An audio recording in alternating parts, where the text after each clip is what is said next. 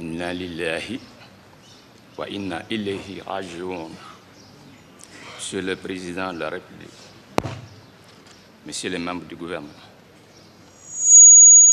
Messieurs les chefs d'institution, Messieurs les membres du corps judiciaire, magistrats, avocats,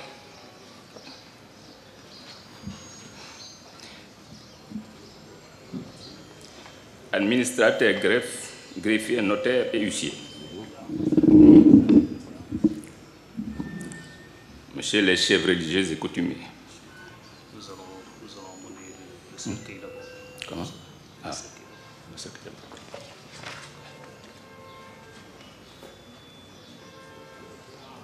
Debout!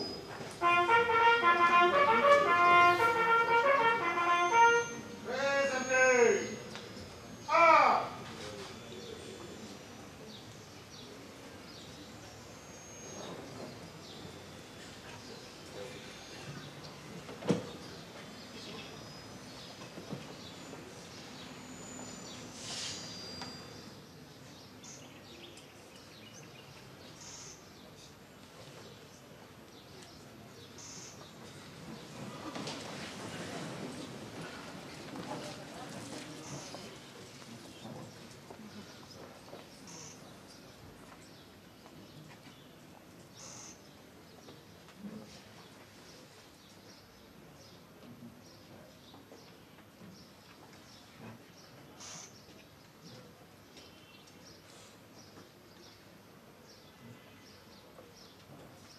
L'épingle qui est sur le truc là, il faut que vous l'enleviez.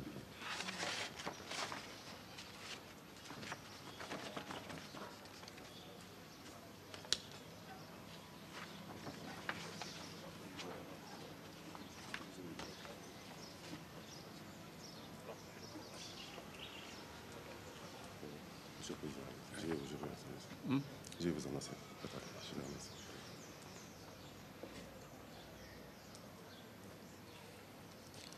Je vous remercie.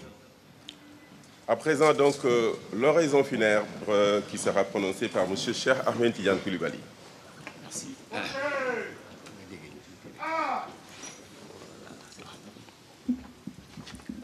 Monsieur le Président de la République, Messieurs les membres du gouvernement,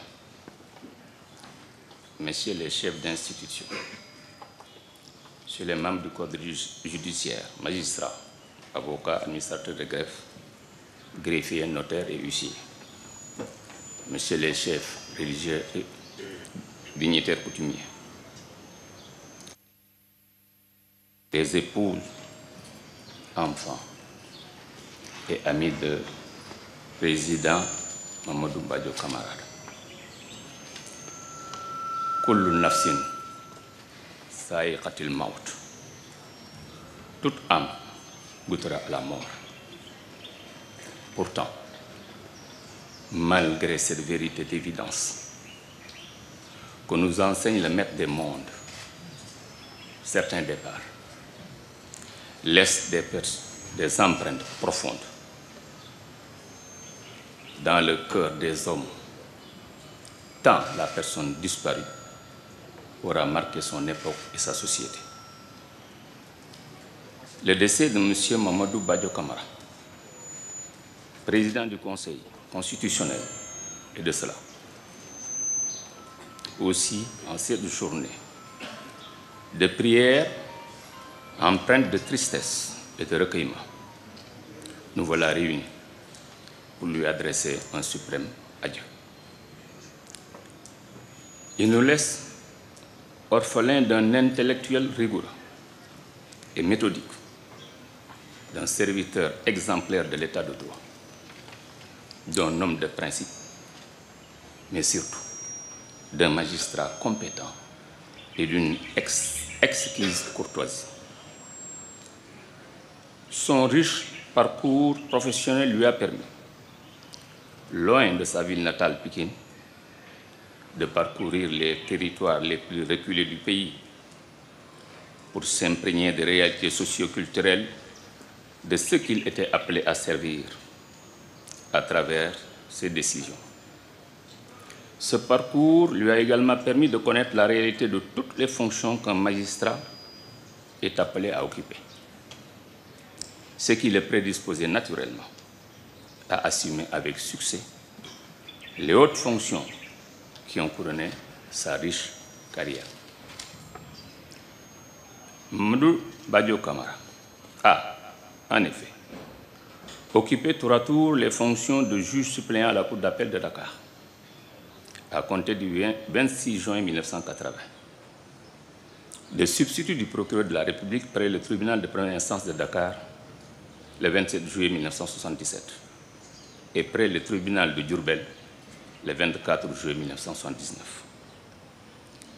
Nommé substitut du procureur près la Cour de répression de l'enrichissement illicite le 30 avril 1984, il deviendra procureur par intérim près le tribunal de deuxième classe de Kaolack le 11 septembre 1984 et procureur de la République par intérim près le tribunal régional de Kaolack pour compter du 1er novembre 1984, suivant un décret du 31 octobre 1984.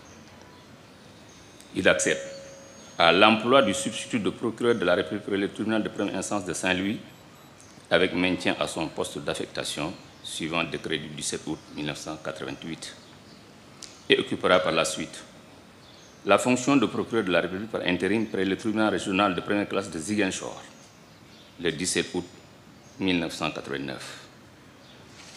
Inscrit au tableau d'avancement des magistrats des cours et tribunaux pour l'année 1989, il sera affecté en qualité de procureur de la République adjoint pour le tribunal régional hors classe de Dakar le 13 août 1993.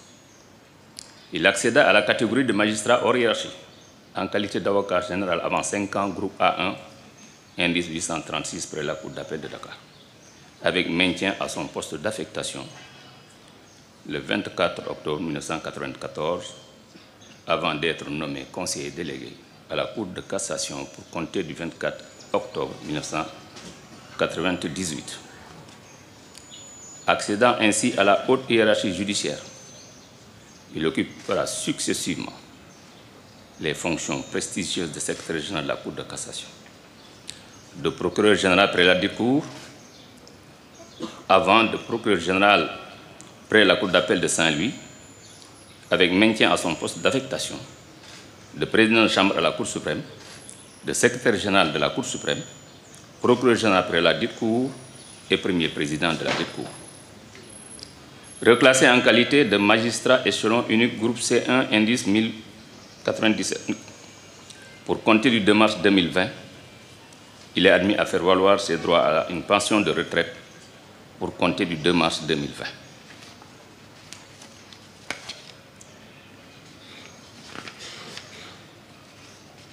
La République fera à nouveau appel à sa compétence, à son expérience, à travers sa nomination en qualité de juge au Conseil constitutionnel le 26 juillet 2022.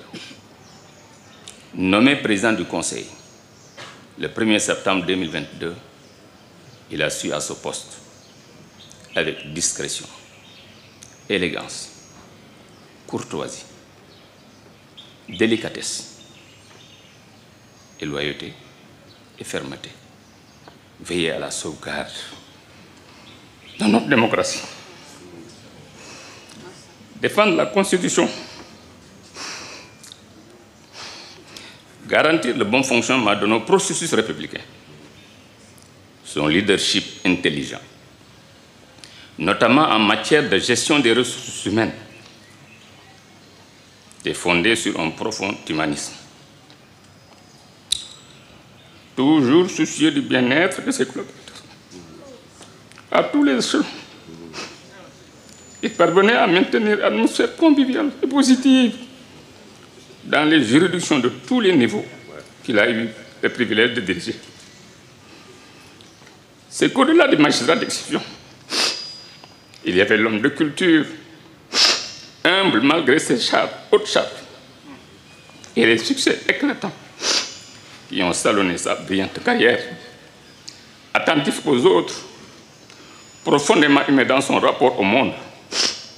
Il y avait aussi sa capacité extraordinaire à conserver une lucidité inébranlable et une sérénité olympienne dans les pires zones de turbulence, parvenant toujours, même lorsque tout espoir semblait perdu, à garder le cap, malgré les vents contraires.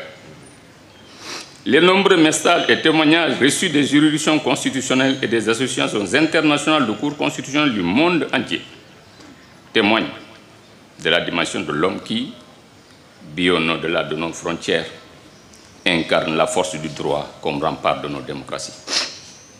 En ce moment solennel, et en souvenir des immenses services rendus à la nation, nous remettons notre âme à la miséricorde divine, son âme à la miséricorde divine. Qu'Allah subhanahu wa ta'ala l'accueille parmi ses serviteurs vertueux, qu'il lui pardonne ses fautes et qu'il fasse de sa tombe une porte vers les jardins du Firdaus.